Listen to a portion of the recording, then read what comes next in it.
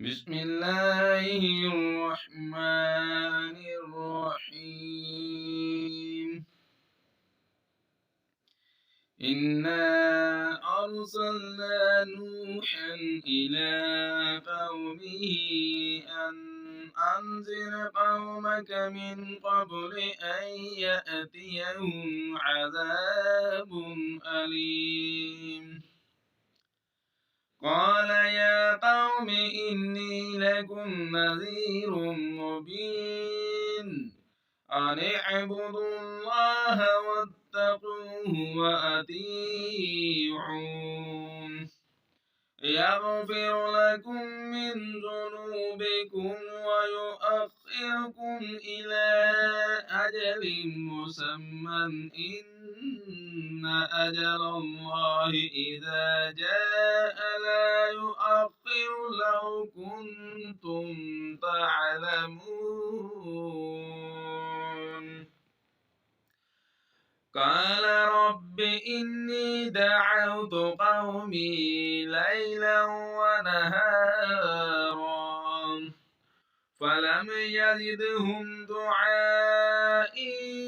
إلا فرارا وإني كلما دعوتهم لتغفر لهم جعلوا أصابعهم في آذانهم واستغشوا ثيابهم وأسروا واستكبروا استكبارا ثم إني دعوتهم جهارا ثم إني أعلنت لهم وأسررت لهم إسرارا فقلت استغفروا ربكم إنه كان غفارا يرسل السماء عليكم مدرارا ويمددكم بأموال وبنين ويجعل لكم جنات ويجعل لكم أنهارا ما لكم لا ترجون لله وقارا وقد خلقكم أطوارا ألم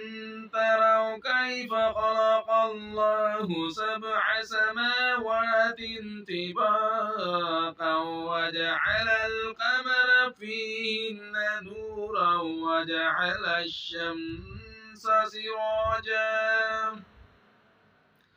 والله أنبتكم من الأرض نباتا ثم يعيدكم فيها ويخرجكم إخراجا والله جعل لكم الأرض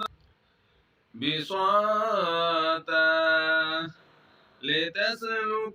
لتسلكوا منها سبلا فجاجا قال نوح رب إنهم عصوني واتبعوا من لم يزده ماله وولده إلا خسارا ومكروا مكرا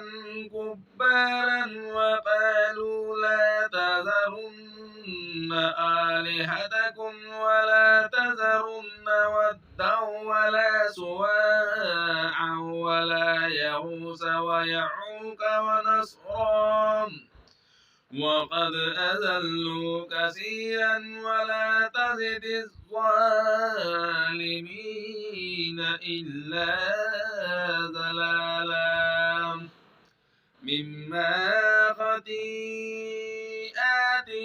أغرقوا فأدخلوا نارا فلم يجدوا لهم من دون الله أنصارا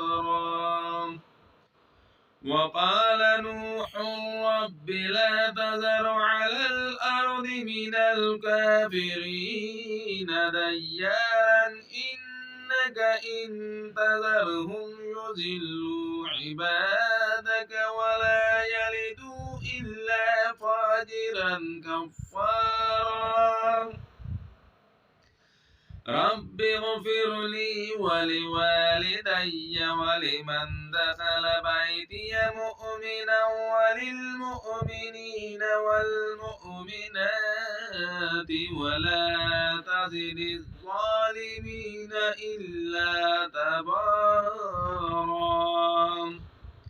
صدق الله